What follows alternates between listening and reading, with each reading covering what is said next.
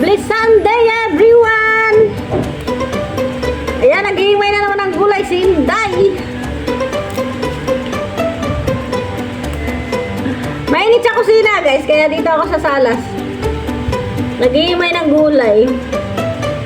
Ano nga pangalan ng gulay na to? Ibalin, nalimutan ko na.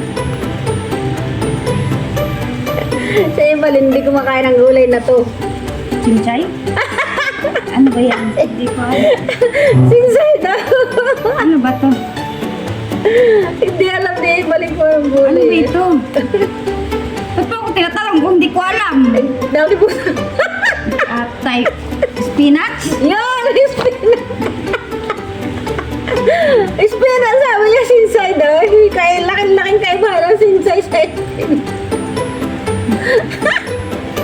Anong Chinese na spinach? ay, wala. Spinach. Water.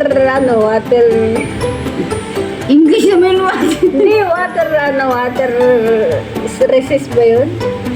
Basta spinach na. Mahirapan yung sarili mo. Talo. Stress na nga ako, stressin mo pa ako. Bahala ka dyan. Hello everyone! Wala na naman akong premiere, kaya nag-iimay na naman ako ng gulay dito sa labas. Today Sunday, guys. May kakain dito, kaya naglihimay ako ng maraming gulay. Ito gulay ang ipapakain ko to sa mga bisita namin. Marami pa namang stock na karne. Kaya gulay lang. Alam nyo guys, paborito ng amo kong bumili ng spinach. Saka maganda naman talaga sa katawan ng tawang spinach. Ang daming tawa ko kay Evelyn. Sinsay daw. Ang sinsay. Iba kasi, ano ba yun?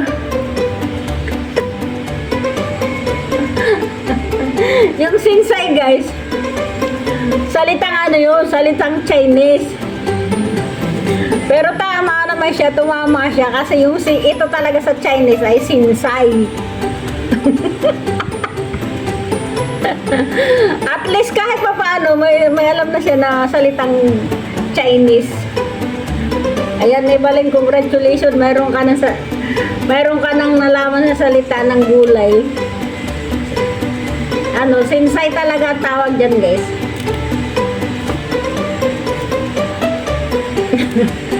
Mahal ang mga gulay dito sa Taiwan ngayon. Hindi ko alam kung bakit. Pero alam nyo guys, paborito ko to panlagay sa parang panghalo sa balatong. Try nyo guys magluto ng spinach. Ng balatong, ilagay nyo ang spinach. Ang sarap talaga. Saka syempre, maganda talaga sa kalusugan ng tao yung spinach. Ay siya nga pala guys, iba-iba nga palang klase ng spinach. May spinach na sobrang haba. Tingnan nyo naman itong spinach na ito ngayon. Yung pinuputol ko, maikli lang siya. Tsaka makunat yung balat nyo. Kaya iba-iba ang klase ng spinach.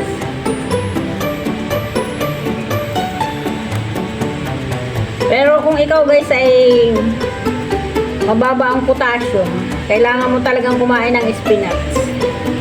Kasi maganda itong spinach sa mga mababa, at saka yung mga low blood, at saka yung mga may anemia. Kung may anemia ka guys, kailangan mo araw-araw magluto ng mga green vegetable. Kasi ang green vegetable ay nakakatulong talaga sa ating kalusugan, sa ating katawan. Kung wala kang spinach, pwede naman talbos kamote, pwedeng kangkong. Basta yung mga green na vegetable.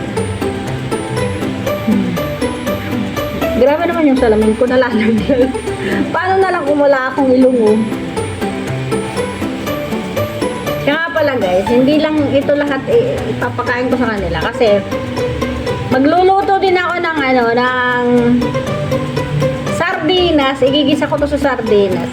Yung iba, para ulam namin ni Evelyn. Masarap to sa sardinas eh. Shout out sa mga hindi kumakain ng sardinas dyan. Shout out sa mga hindi kumakain ng sardinas. Alam nyo guys, ang daming mga taong hindi kumakain ng sardinas. Pero hindi natin sila masisisi kasi may mga tao talaga na ayaw nila ng mga sardinas. Malansa. At saka pala guys, kung ikaw ay may rayuma, arthritis, bawal sa'yo ang sardinas. Oo, totoo yan guys. Huwag kang kakain ng mga sardinas kung ikaw ay rayumahin. Kasi yung mga basta bawal yun. Tsaka yung mga prusin na food, bawal na bawal yan sa mga bawal na bawal sa may mga arthritis. So, kung ikaw ay may arthritis, huwag kang magkakain lagi ng sardinas. Okay lang naman paminsan-minsan. Pero pag lagi mong kinain, sasakit talaga yung iyong mga kasukasuan. Sasakit yung iyong mga litid-litid. Naniniwala ba kayo? Totoo yun guys. Maniwala kayo sa akin.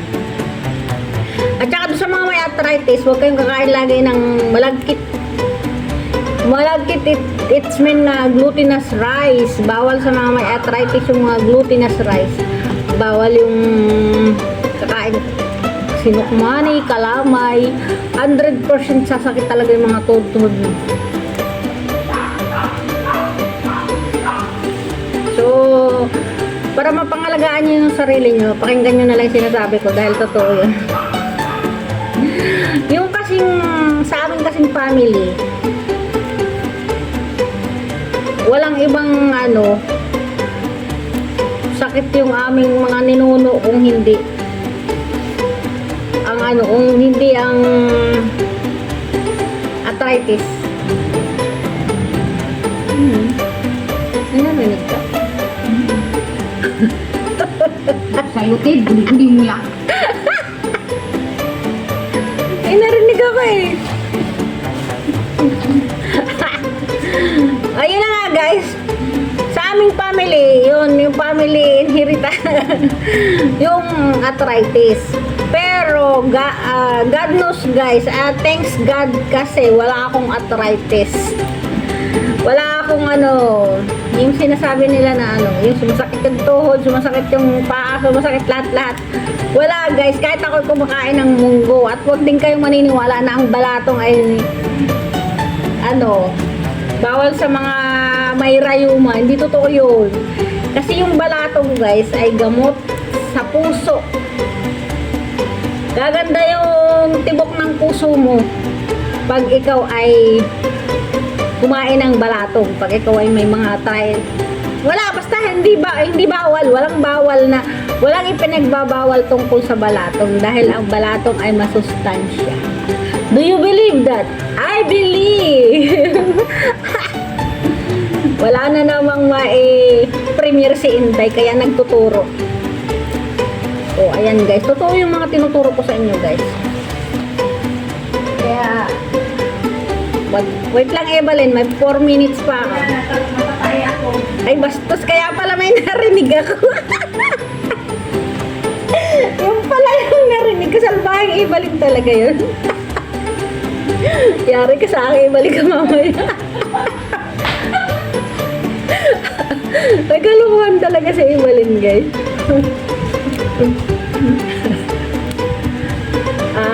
Guys, pasensya na kayo. Makulit lang kami dalawa ni Evelyn. Masayahin ba? Ay, hindi nga pala kami nakakapag-mukbang, guys, kasi 1 week nang yung aming amo ay andito sa bahay. Hindi siya pumasok. Kaya ayan, walang mukbang na nangyari. Kaya ayan, dinadaan ko na lang dito sa paghihimay ng gulay para ako may pang-premiere. So, ayun na nga guys. Sa mga nahihirapang gumawa ng mga pang-premiere dyan, gayahin nyo lang ako guys. Kung kayo may ginagawa, kwentuhan na lang tayo. Pwede na magkwentuhan na may mga kwentuhan nyo yung mga karanasan nyo, kuntihin nyo yung mga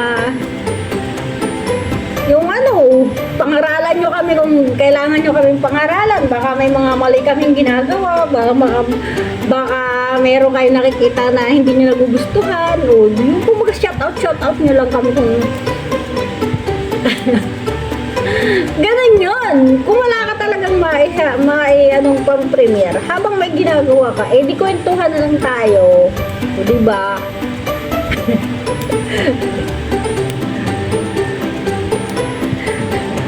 Kukunti lang yung lulutuin ko ngayon, guys, kaya papitik-pitik lang ako.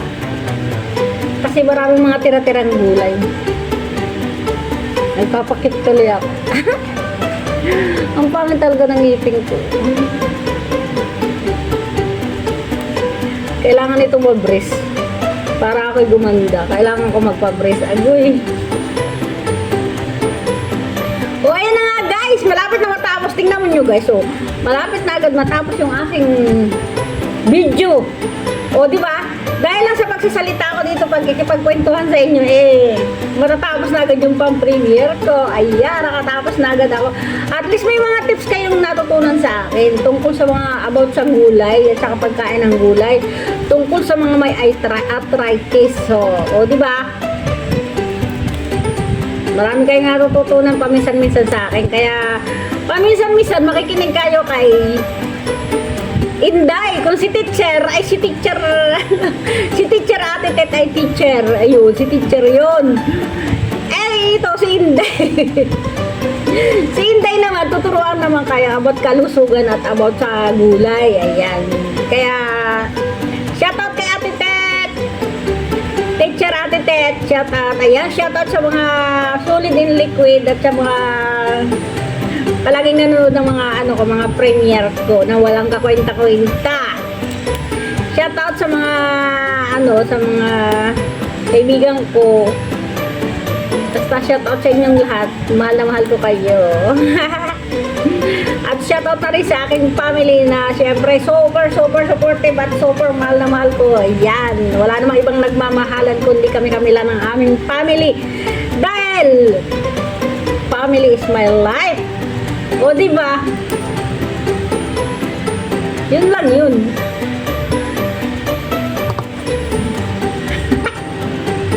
Ayan, matatapos na, guys. Shoutout sa inyong lahat dyan. Alam ko, walang kakwenta-kwenta yung aking ginawang premiere. Pero at least kahit pa paano, may siguro naman kahit yung walang kwentang premiere ko, may natututunan din kayo paminsan-minsan doon sa mga pangaral ko. O, di ba? Okay na, bye-bye na, guys. I love you all. Bye-bye.